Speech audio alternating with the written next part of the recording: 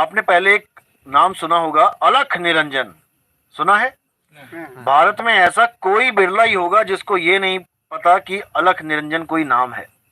लेकिन वो अलख निरंजन कौन है, क्या उसकी फोटो आज तक देखी किसी ने? आप किसी भी दुकान पे जाओ जो भगवानों की मूर्तियां या फिर कोई कैलेंडर या कोई पूजा की सामग्री देता है या कोई धार्मिक पुस्तकें बांटते हैं, देते हैं, गीता गोरखपुर, गीता प्रेस वाले, आप उनसे भी जाके पूछोगे कि भैया मुझे अलख निरंजन की फोटो दे दो, तो आपको कोई फोटो मिलने वाली नहीं।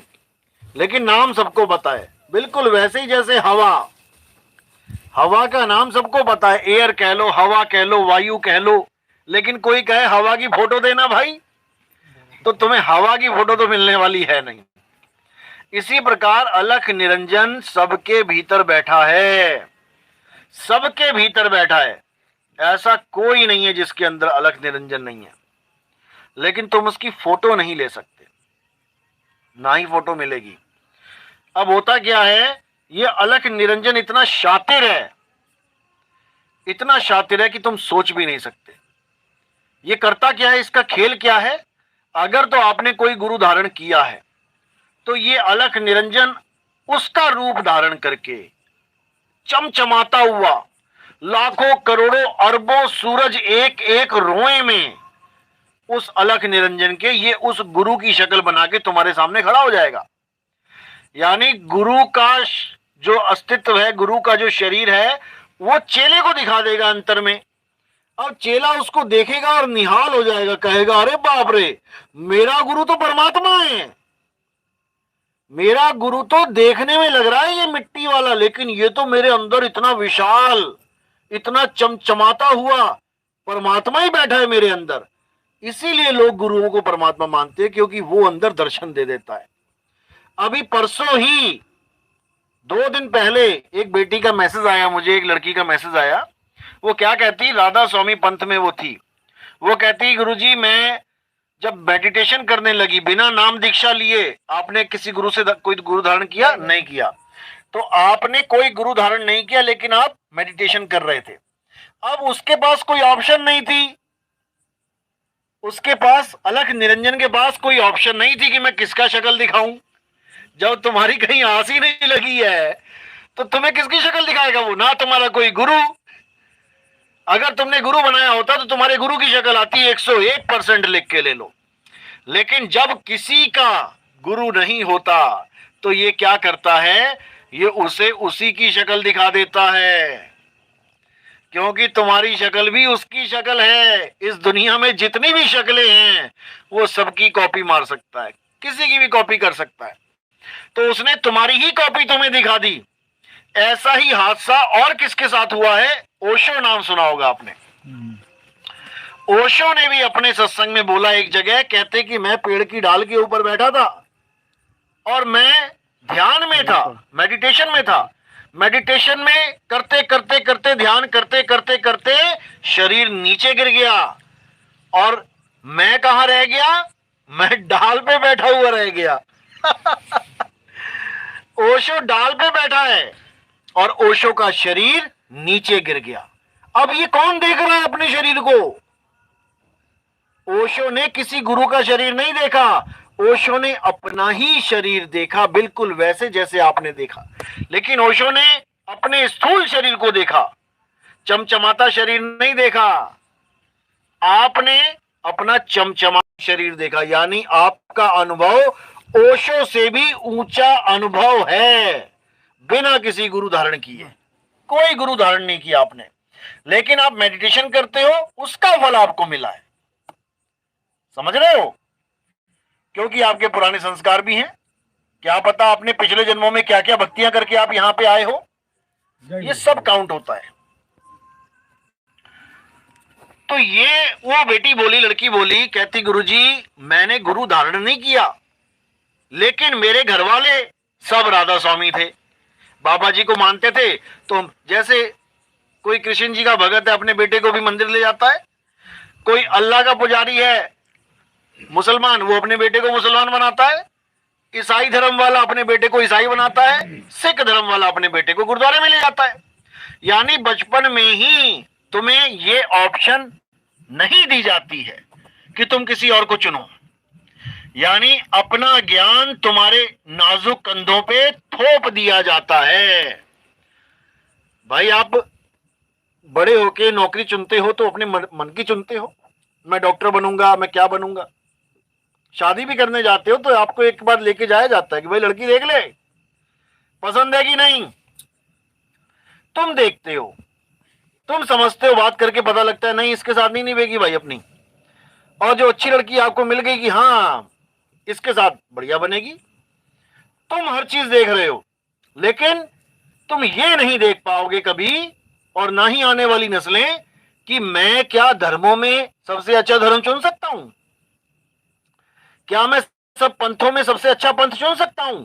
नहीं चुन सकते, क्योंकि जितने भी लोग ये बैठे हैं, सब मां बाप की बात कर रहा हूं मैं, जितने मां बाप बैठे हैं, ना तो आपने कभी ये जाना है कि हमारे धर्म को छोड़ के किसी और धर्म में क्या क्या शिक्षा, क्या क्या ज्ञान दिया जाता है, ना तो आपने कभी जाना, ना आप अपने बच्चों को कभी जानने का अधिकार दोगे। उसको उंगली पकड़ के लेके जाओगे, तुम गुरुद्वारे जाते हो तो उसको भी ले जाओगे।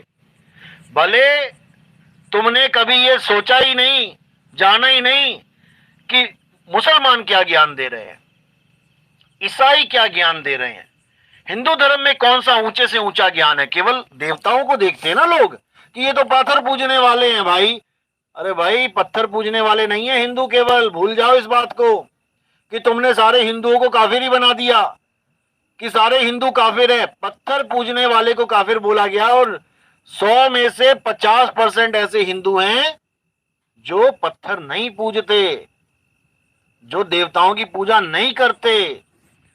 आप वैदिक वेदों के ज्ञाताओं को देखो, वो किसी भी शरीर को नहीं मानते, वो एक ब्रह्म सर्वव्यापी, उस एक ब्रह्म को मानते हैं जो निराकार है, सर्वव्यापक है। वो क्यों पत्थर की पूजा करेगा। है वो भी हिंदू कहने को, लेकिन काफिर नहीं है। बुत पूजा करने वालों को काफिर बोला जाता है।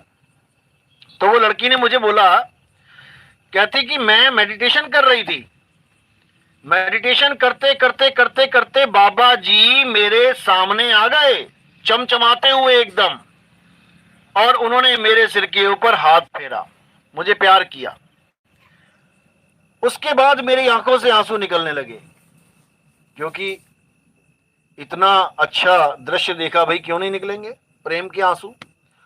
कहती उसके बाद मैं वापस, मैंने सोचा उठने के बाद कि अब मुझे नाम दीक्षा लेनी चाहिए। बाबा जी ने तो घर आके दर्शन दे दिए, लोगों को वहां दर्शन नहीं होते। बाबा जी आ रहे हैं गाड़ी में आ रहे हैं, बाबा जी दिखे भी नहीं, गाड़ी चली भी गई, हम भीड़ में खड़े रह गए।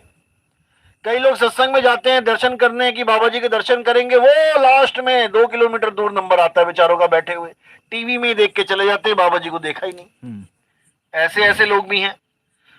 तो बाबा जी तो खुद घर पे आ गए, मुझे प्रेम कर रहे हैं, मेरे सिर पे हाथ फेर रहे हैं।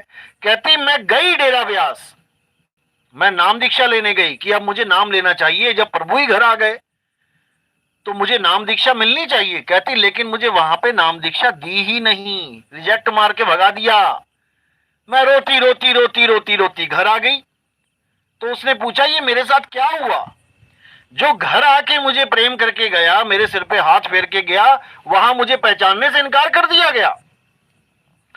तो मैंने उसको यही जवाब दिया था, रिकॉर्डिंग है मेरे पास, मैं आने वाले सत्संगों में कभी चला दूंगा इसके ऊपर जब टॉपिक चलेगा, और मैंने व्हाट्सएप ग्रुपों में भेजी हुई भी है, आप सुन सकते हैं उसको। तो मैंने यही जवाब दिया कि भाई जिसको तुम मान के बैठ गई हो बाबा जी, वो बाबा जी नहीं है, वो अलख निरंजन है, जिसके लिए कबीर साहब कहते हैं ज्योत स्वरूपी अलख निरंजन धरता ध्यान हमारा। ये वो अलख निरंजन है जो आपको गुरु के रूप में आके दर्शन दे गया, आपको आशीर्वाद दे गया। लेकिन जिस गुरु के पास तुम गई, जिसका रूप उसने धारण किया, उसको नहीं पता कि यह अलग निरंजन किस किस को दर्शन दे रहा है। उसको नहीं पता कि मेरे रूप में किस किस को दर्शन दे दिए उसने जाके। तो ये बहुत बड़ा जाल है काल का, इसी जाल को समझना है। किसी की भी शक्ल आपके सामने आती है, A to Z, चाहे अपनी भी आ गई। मैं सत्संगों में यही समझाता हूं कि देव निरंजन सकल सकल शरीरा, तामे भ्रम भ्रम रहल कबीरा, कबीरा रूपी जीव उसको देख के भ्रमित हो जाता है। जैसे आप भ्रमित हो गए कि यार ये क्या, मैं ही आ गए सामने, जैसे वो लड़की भ्रमित हो गई कि अरे बाबा जी आ गए सामने, सबको भ्रमित कर देता है, ये सबको भ्रमित करता है। लेकिन इससे वही बचता है जो गुरु के स्वरूप को जान जाता है। क्या है गुरु का स्वरूप? शब्द स्वरूप है। गुरु का स्वरूप देह स्वरूप नहीं है। मैं कहता हूं चाहे तुम छोड़ो, तुम्हारा गुरु छोड़ो, वो खुद चक्कर धारण करके भी आ जाए, भगवान बन के भी आ जाए, तब भी नहीं मानना है शरीर को, क्योंकि शरीर परमात्मा नहीं है।